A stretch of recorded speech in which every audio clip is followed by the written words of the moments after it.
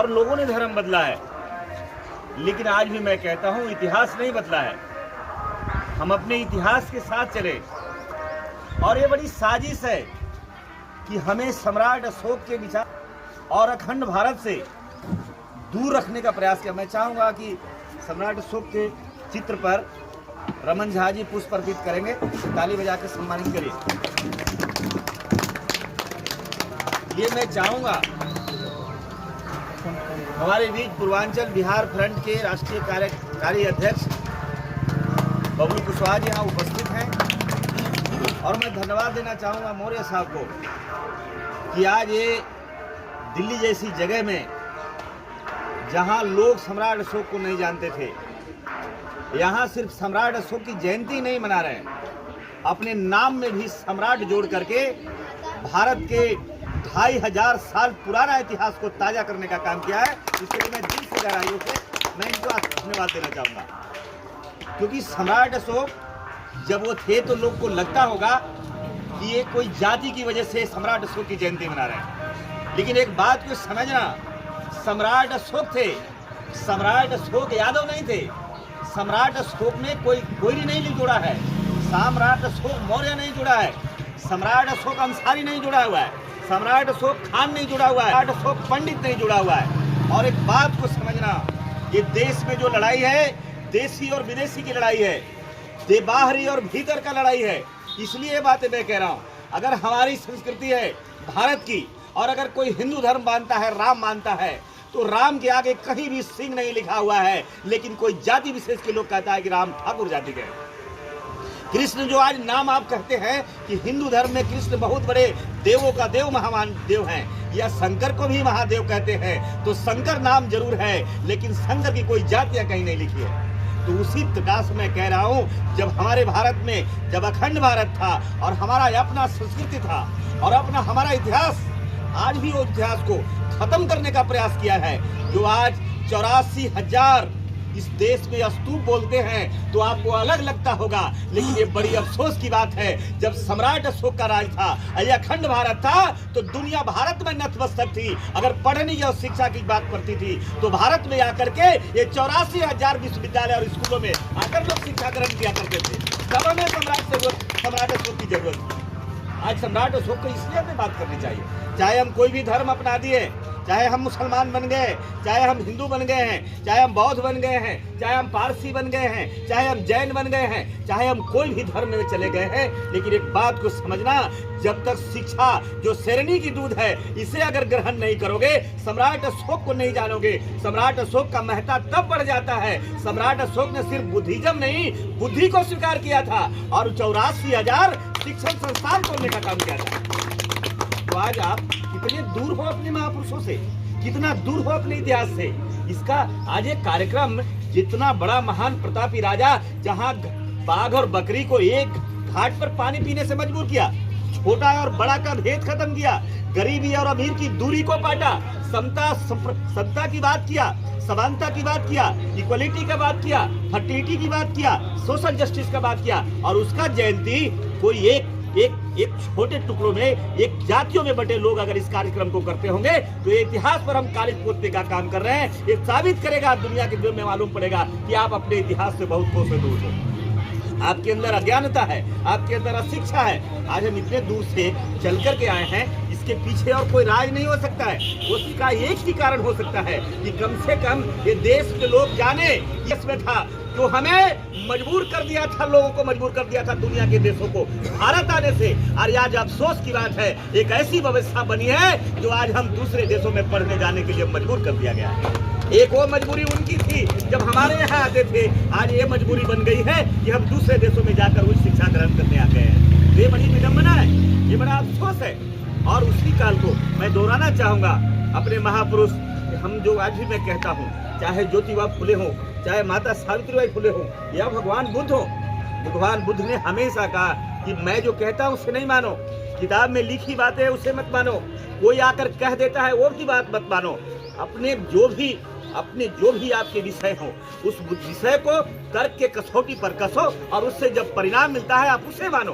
बाबा साहब ने यही बात कहा बाबा साहब भी अगर आप कहते हैं कि दुनिया के सबसे बड़े विद्वान लोगों में से हैं, विश्व में क्रांति करने का काम किया, भारत में क्रांति करने का काम किया, तो उन्होंने मस्जिदों में भी गया था, मंदिरों में भी गया था, गुरुद्वारा में भी गया था, जैनियों के यहाँ भी गया था। लेकिन जब तमाम जगहों पर समता, समानता, सामाजिक न्याय का अभाव देखा, तो उन्होंने भगवान बुद्ध यानी बुद्धि के शरण में गया, ज्ञान के शरण में गया, और हमें अमानत के रूप में इस सम्राट अशोक के इतिहास को हमें अमानत के रूप में बाबा साहब की सम्राट अशोक जरूरत है कि नहीं जरूरत है, बुद्ध जरूरत है कि नहीं जरूरत है, अम्बेडकर जरूरत है कि नहीं है, ज्योतिराव फुले जरूरत है कि नहीं है। क्योंकि आज जो महिलाएं यहाँ बैठी थी, एक व्यवस्था हमारे था कि जब हमारे यहाँ एक कार्यकाल था तो हमारे यहाँ परिंदा भी मुस्कुराते थे, और तब ये देश में आसमान था।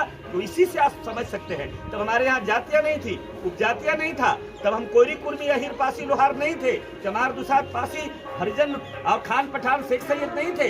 तब भारत में आप निकालिए, आज जो समय है आप निकाल करके देखिए, 1200, 1250, 1300 साल का इस्लाम का काल है। आप बताइए कि अगर 1300 साल को पार हो जाइए, उसके बाद सम्राट अशोक का 2400 साल का काल आता है। 2450 साल तो आप हमारे एक खून थे, आप हमारे वंशज थे, और ईसाई भी वंशज था। लेकिन मामला आर्य और अनार्य का है कि भारत में आकर इस व्यवस्था को खत्म किया। 6000 जातियां और 7 जातियां 42,500 जातियों को बांट करके सम्राट अशोक के और भगवान बुद्ध के अस्तित्व को चैलेंज करने का काम किया। अब बताओ, इन मोतियों में टूटा हुआ यह समाज और संस्कृति है, इसे हमें जोड़ना चाहिए कि नहीं जोड़ना चाहिए? जोड़ना चाहिए कि नहीं जोड़ना चाहिए? और हमें समाज में उस दिन को वापसी करना चाहिए कि नहीं करना चाहिए? हमारे अंदर अगर कोई मुद्दा हो, मामला हो, तो इंसानियत का हो। हमारे अंदर अगर मुद्दा हो तो भाईचारा का हो, हमारे अंदर कोई मुद्दा बने तो शिक्षा का बने, हमारे अंदर कोई अगर मुद्दा बने तो हमें समाज में एकता का बने। तो मित्रों, एक चीज को हम भूलते जा रहे हैं, और ये जो युग आया है, समय आया है, आप लोग इसको कलयुग कुछ लोग कहना चालू कर दिया है। ये बताओ, जब हम सतयुग के लिए जा रहे हैं, कौन बेहुदा कहता है कि ये कलयुग है? किसने कहा है? कौन कहता है कलयुग है? अरे कल तक पुष्पक विमान पर एक आदमी चढ़ता था, आज उस विमान पर दलित का बेटा चढ़ता है। इसे तुम कलयुग कह करके हमें अपमानित करते हो। आज बताओ, एक साधारण अगर प्रधानमंत्री, अगर मंत्री भी अगर फोन को यूज करता है, तो झाड़ू मारने वाली महिला मिस्तरानी और महारानी उसी सेल फोन को यूज करती है। इसे सतयुग कह सकते हैं कि नहीं कह सकते? जब सारे लोग एक समान व्यवस्था कर रहे हैं, एक अच्छे कपड़े, सब लोग कार पे घूम रहे हैं, सब लोग अच्छे मकान में रह रहे हैं, सब लोग एक समान खाना खा रहे हैं, सब लोग एक समान मोबाइल यूज कर रहे हैं, तो बताओ, ये सतयुग आ गया कि महारानी और मिस्तरानी दोनों का वैल्यू एक हो गया। बाघ और बकरी एक घाट पर पानी लगा। जब आज जुल्म की कहीं आवाज लगती है, जुल्मियों को हम अपने कांटा से भी और डंडे से मुकाबला करके उसको परास्त करते हैं, तो कहता है कलयुग आ गया। ये कलयुग नहीं है, ये सत्ययुग है। क्या एक आदमी शेरनी का दूध बाबा साहब अम्बेडकर का पिया है? एक व्यक्ति अम्बेडकर के शिक्षा को ग्रहण किया है, शेरनी का दूध को पिया है, वो दहाड़ता है और समाज यूनाइट होकर फिरका परस्ती को डंडा लेकर, झाड़ू लेकर बाहर करने का काम करता है। हमें आज वो काम करना है। मैं धन्यवाद देता हूँ, आप लोग इतने भारी संख्या में यहाँ उपस्थित हुई हैं, महिलाएं भी उपस्थित हुई हैं, और बहुत सारे लोग, इस मोहल्ले के लोग, सारे लोग इकट्ठा हुए हैं। हम चाहेंगे मौर्य जी से कि अगले साल राष्ट्र निर्माण दिवस के रूप में अशोक सम्राट महान की जयंती को तैयारी करें, और व्यापक तैयारी पर एक कार्यक्रम को कर करके जो टूटे हुए ये समाज है, टूटा हुआ जो लोग हैं, जातियों में, धर्मों में भिन्न, मैंने कहा एक ही बात, इसके बाद पहले भी मैंने कहा था। तो मित्रों, समय नहीं है, हमारे आप कई वक्ता बोलने वाले हैं, मौर्य जी का भी भाषण होने वाला है, और कई कार्यक्रमों में भी जाना है। मैं बहुत बहुत आपको धन्यवाद देता हूँ। नमो बुद्धाय, जय भीम, जय भारत, जय सम्राट अशोक महान। मैं सर्वप्रथम विश्व विजेता का ताज दिलाने वाले सम्राट अशोक महान के चरणों में श्रद्धांजलि अर्पित करते हुए अब दिल्ली के टिकरी खुर्द स्वर्ण जयंती बिहार में खड़ा हूँ और तमाम बंधुओं को हार्दिक अभिनंदन करता हूँ। साथियों, आज हमारा देश भूल चुका है और हमारे देश के लोग को भुलाने का प्रयत्न किया जा रहा है। आज सब्जेक्ट से सम्राट अशोक महान की जीवनी को हटाया जा रहा है, और ऐसे सम्राट अशोक महान, ऐसे सम्राट जो राजाओं का राजा हुआ करते थे, विश्व विजेता का ताज हासिल किए। कोरिया, चीन, जापान, भूटान, रूस, अफगानिस्तान, पाकिस्तान, काजाकिस्तान, श्रीलंका, बर्मा, तमाम देशों पर एक छत्र राज था। और ये सब अखंड भारत था। उस समय ये विभिन्न देशों में, कंट्रियों में नहीं बटा हुआ था। और उसका राज सम्राट अशोक महान ने पाटलिपुत्रा और पटना बिहार की धरती से किया करते थे। अपने बेटा और बेटी को धर्म के प्रचार के लिए बेटा महेंद्र और बेटी संघमित्रा को श्रीलंका भेजने का काम किए, धर्म के प्रचार के लिए। और वह धर्म कैसा था जिसमें ऊंच नीच की खाई का भेदभाव नहीं था। वह धर्म कैसा था जो अमीर और गरीब का कोई भेदभाव नहीं था। वह धर्म कैसा था जहां एक गरीब का बेटा और एक अमीर का बेटा एक छत्र के नीचे बैठा करता था। उस धर्म का इन्होंने स्वीकार किया था। उस धर्म का नाम बौद्ध धर्म था। गौतम बुद्ध की शिक्षा लेकर और विश्व में सत्य और अहिंसा के पाठ पढ़ाने वाले ऐसे महान राजा के आज इतिहास को वर्तमान सरकारें भुलाने के काम कर रही है। षड्यंत्र के तहत जहां इन्होंने राजा और फकीर को एक घाट पर पानी पीने के लिए मजबूर किए, समता मूलक समाज की स्थापना करने के लिए इन्होंने सतत प्रयत्न किए। आज उनके इतिहास को ये सरकार भुला रही है। आज उनके इतिहास को ये आज के परिवेश में भुलाया जा रहा है। हम लोग को पढ़ने को सब्जेक्ट में मिलता था, पहला क्लास से लेकर PhD तक, द ग्रेट ऑफ सम्राट महान, द ग्रेट सम्राट महान के विषय में पढ़ने को मिलता था। आज वो इतिहास से, आज वो सब्जेक्ट से हटाया जा रहा है। वह सम्राट अशोक महान जिनके अशोक स्तंभ को भारत का राष्ट्र प्रतीक माना गया, आज उस राष्ट्र प्रतीक को नोट पर से वर्षों पहले हटाया जा रहा है, पैसे के चित्र पर से हटाया जा रहा है। और वह सम्राट अशोक महान जिनके भारत सरकार के लेबल लगता था, भारत सरकार का राष्ट्र चिन्ह है, वह आज संसद भवन से हटाकर सिंबल बनाया जा रहा है। आप लोग जैसा देख रहे होंगे। साथियों, सम्राट अशोक महान जब तलवार के बल पर पूरा विश्व जीता तो खून की रक्त बह गई, रक्त का संचार हो गया, रक्त की नदियां बह गई। और जब तलवार को इन्होंने फेंका तो भाईचारा का पैगाम कायम हो गया और पूरे विश्व विजेता का ताज हासिल हुआ। उस समय प्रियदर्शी शब्द इनके साथ जुड़ता है। प्रियदर्शी सम्राट अशोक महान 299 ईसा पूर्व में पूरे विश्व नहीं, पूरे विश्व विजेता के ताज हासिल किए। और राजाओं नहीं, राजाओं का राजा बनने का यदि किसी को मोहताज है, राजाओं का राजा बनने का यदि किसी के सर पर ताज लगा है तो उनका नाम सम्राट अशोक महान है। इन्होंने बौद्ध धर्म को अपनाया। बाबा साहेब अम्बेडकर ने मरते मरते दम पर कहा कि हम तो जरूर दूसरे धर्म में जरूर पैदा हुए, चूंकि उस समय मेरा बस नहीं था, उस समय मैं बालक के रूप में पैदा हुआ, लेकिन आज हमें ज्ञान हुआ और तर्क की कसौटी पर जब हमने कसा तो देखा कि सर्वलोकहित समाज, सर्वलोक जहाँ सभी की भलाई होती है, संप्रीत और बौद्ध धर्म के स्वीकार किया। सभी धर्मों का दरवाजा खटखटा लिया और देख लिए कि सब धर्म में ऊंच नीच की भेदभाव है। मैं पूछना चाहता हूं, मैं किसी धर्म पर पटाक्षेप नहीं करना चाहता, लेकिन जरूर आपका ध्यान दृष्टिकोण को वहां नजर देना चाहूंगा, आपके ध्यान को आकृष्ट जरूर कराना चाहूंगा। क्या बताइए वो कौन सी धर्म है जहां एक को छूने से दूसरा अछूत हो जाता है? क्या वो धर्म मेरा है? मैं आप लोग से जानना चाहता हूँ, वह धर्म मेरा है? नहीं। जहाँ एक हरिजन का बेटा छुए, घड़ा का पानी पी ले तो उस घड़ा को फोड़ कर फेंक दिया जाएगा? क्या वो मेरा धर्म है? नहीं। क्या एक स्कूल में पढ़ने वाला यदि हरिजन का बेटा राजस्थान में देखे हुएगा, यदि घड़ा से पानी और चापाकल से पानी पी रहा था तो उसको बेरहमी से पीटकर शिक्षक ने जान ले ली? क्या वो धर्म मेरा था? क्या वो धर्म मेरा था जहाँ हम लोग के गले में मटका लटका दिया जाता था और पीठ में पीछे झाड़ू बांध दिया जाता था? देखा, बाबा साहब ने स्वीकार किया कि नहीं, ये धर्म मेरा नहीं हो सकता है।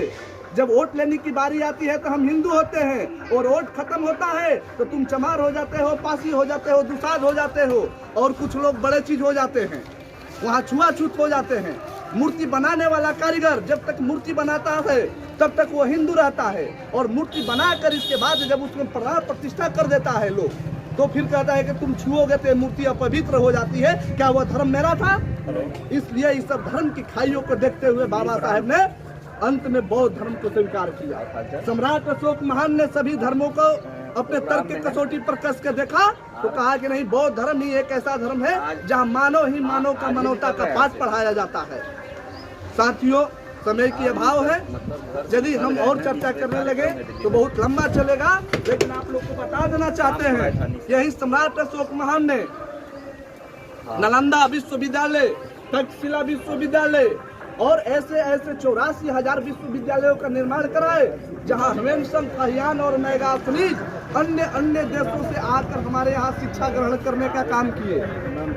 और आज हमारा एक बच्चा यहाँ से पढ़ने के लिए बाहर जा रहा है, और उस समय का देश, उस समय का कल्पना कर लीजिए जहाँ विदेशों से ह्वेनसंग फाहियान, मैगाथनीज आकर मेरे यहाँ शिक्षा ग्रहण करते थे, भारत में शिक्षा ग्रहण करते थे। उस समय सम्राट अशोक महान का राज था। और आज के परिवेश हालात देख लीजिए साथियों, इनके इतिहास को भुलाया जा रहा है। मैं आप लोग से जाते जाते यही अपील करूंगा कि जरूर मोबाइल में एक बार निकाल कर द ग्रेट सम्राट अशोक महान के विषय में आप लोग जानकारी करें, और हमारे एक ऐसे राजा जो विश्व विजेता के ताज हासिल किए। मैं इन्हीं चंद शब्दों के साथ अपनी बात को विराम देता हूँ। जय हिंद, जय भारत, जय सम्राट। और मैं अगले वक्ता के रूप में सम्राट, और मैं अगले वक्ता के रूप में हम लोग के सूरज जी बोलिया साहब, कितनी देर में टाइम लगेगा तेरे को? हर्ष का दिन है। आज है के दिन हमारे सम्राट अशोक महान का जन्म हुआ था। वो सम्राट अशोक महान जिन्होंने समतामूलक समाज की स्थापना की और प्रत्येक मानव को एक समान समझा। पूरी सत्ता व्यवस्था जहाँ तक थी, उस पूरी व्यवस्था में जो जनता थी उसको अपना एक परिवार समझा। उस परिवार में कोई छोटा बड़ा नहीं था, सभी समान थे। और वो रातों को चला करते थे, भेष बदल के चलते थे, देखते थे कि कहीं हमारी प्रजा कोई भूखी तो नहीं है, कोई ऐसा तो नहीं है, दुखी कोई नहीं है, कोई भूखा तो नहीं पड़ा है। तो वो थे सम्राट अशोक, जिसको कहते हैं आज चंद लोगों ने निशाचर कह दिया। निशा माने रात होती है, चर माने चलना। वो रात को चला करते थे, अपनी प्रजा को देखते थे। वो ऐसे एक महान राजा थे। और जिन हमारे जो रक्षा करने वाले लोग होते हैं, उनको रक्षा करने वाले लोगों का लोगों ने नाम बदल के राक्षस कर दिया। जो रक्षा करते थे अपने समाज की, अपनी जनता की, वो रक्षा करने वाले लोग हुआ करते थे। और सम्राट अशोक जब उन्होंने अपनी पूरी सत्ता को पूरी तरह से देखा कि हमारे पूरे देश के अंदर पूरे समतामूलक समाज की स्थापना हो गई है, और उनके इतने प्रभावित हुए पुत्र और पुत्री, जैसा हमारे पहले वक्ता ने बताया, उन दोनों ने अपने पुत्र और पुत्री को धर्म के प्रचार के लिए विदेश भेजते हैं। आज कोई ऐसा व्यक्ति है जो अपने बच्चों के लिए विदेश भेज दे? आज भी कहा जाता है कि शहीद आजम भगत सिंह पैदा होने चाहिए, लेकिन हमारे घर में नहीं, पड़ोसी के घर में, क्योंकि फांसी लगे तो पड़ोसी के बच्चे को, हमारे बच्चे को नहीं। इतना बड़ा त्याग किया सम्राट अशोक महान ने। आज उन सम्राट अशोक महान को भुलाया जा रहा है, क्योंकि जिन सम्राट अशोक महान ने पूरे राष्ट्र के लिए इतना त्याग किया, बलिदान किया, आज उनकी जयंती नहीं मनाई जाती, सरकार द्वारा छुट्टी नहीं घोषित की जाती है। उन लोगों की छुट्टियां घोषित की जाती हैं जिनका इस राष्ट्र के लिए बिल्कुल दिन के मात्र भी योगदान नहीं है। उन लोगों के लिए छुट्टियां मनाई जाती हैं, जिन लोगों के लिए छुट्टियां मनाई जाती हैं जिनका राष्ट्र के लिए कोई भी योगदान नहीं है। तो साथियों, आप लोगों को खुद सोचना होगा कि हमारा इतिहास क्या है और किसने हमारे राष्ट्र को खड़ा किया है, उसकी किस तरह से चर्चा करें और कैसे जन जन तक पहुंचाने का काम करें। क्योंकि आज जो समय चल रहा है साथियों, आज धर्मों से लड़ाया जा रहा है, जातियों से लड़ाया जा रहा है। इससे मुक्ति तभी मिलेगी जब हम अपना इतिहास पढ़ेंगे, इतिहास समझेंगे।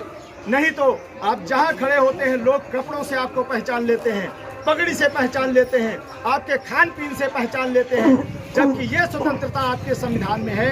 आप जैसा पहनना चाहें पहने, जो खाना चाहें खाएं, जैसे रहना चाहें रहने। ये स्वतंत्रता संविधान ने दी है, लेकिन उसके बावजूद भी हमारे देश में लोगों को ऐसे देखा जाता है नज़र से कि कैसा कपड़ा पहना है ये किस धर्म का होगा, किस तरह का कपड़ा पहना वो किस धर्म का होगा।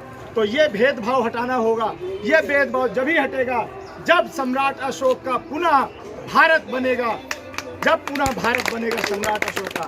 तो साथियों, आज देखिए 10 पीढ़ियों तक सम्राट अशोक महान ने राज किया, और उस टाइम ऐसा ही नहीं, तमाम धर्म के लोग थे, तमाम जातियों के लोग थे, लेकिन कोई जाति सूचक या धर्म से कोई नहीं, सिर्फ कर्म से देखते थे, उनको कर्मों से नवाजा जाता था। आप बताइए कहीं उस सम्राट अशोक के टाइम पे कोई कहता हो कि ब्राह्मण बनिया ठाकुर धोबी दानव और या कोई जैन पारसी और खान, आप बताइए उनके शासनकाल में कोई इस तरह की व्यवस्था या कभी। और ब्रह्मदत्त मौर्य जो हमारे 10वें शासक थे, उनको छल से मारा गया। उसके बाद जो दशानन बना देते हैं, ये 10 बताते रावण, ये रावण कोई नहीं, ये आपके इतिहास है, आपके पूर्वज हैं जिनको ये रावण कहते हैं, दशानन कहते हैं। किसी के घर में बच्चा होता है, अगर 6 उंगलियां हो जाती हैं तो परेशान हो जाता है। अब बताओ क्या दुनिया में कोई ऐसा बालक पैदा हो सकता है जिसके 10 सिर हों, 20 भुजाएं हों? ये काल्पनिक, सब आपके इतिहास को बदला जा रहा है, ये आपको समझना होगा। और आज आने वाले समय में आप सबको बता दें, ये बाबा साहब का जो संविधान है, जिसके वजह से हम लोग आज बैठ पा रहे हैं, बात कर पा रहे हैं, उस संविधान को भी खत्म करने की कोशिश की जा रही है, आपके इतिहास को मिटाने की कोशिश की जा रही है। और आप देखिए, जो उस टाइम का हत्यारा था ब्रह्मदत्त मौर्य का, वो राम, उसको आज किस रूप में नवाजा जा रहा है, ये कहने की बात नहीं है, बताने की जरूरत नहीं है। सभी लोग आप पढ़ लेंगे, पढ़े लिखे बच्चे हैं। तो इसलिए साथियों, आज बहुत ज़्यादा समय ना लेते हुए, क्योंकि बहुत जगह भी जाना है, प्रोग्राम है, ये छोटा सा प्रोग्राम इसलिए दिया कि आज हमारे बच्चे और समाज के लोग कुछ समझें और इस व्यवस्था को जानें कि जो हमारा इतिहास था, उस व्यवस्था को किस तरह से नष्ट किया जा रहा है, किस तरह से भुलाया जा रहा है। इसलिए हमें सम्राट अशोक को याद करना होगा और उनके विचारों को मानना होगा, और मुंह मीठा करेंगे और सम्राट अशोक को याद करेंगे।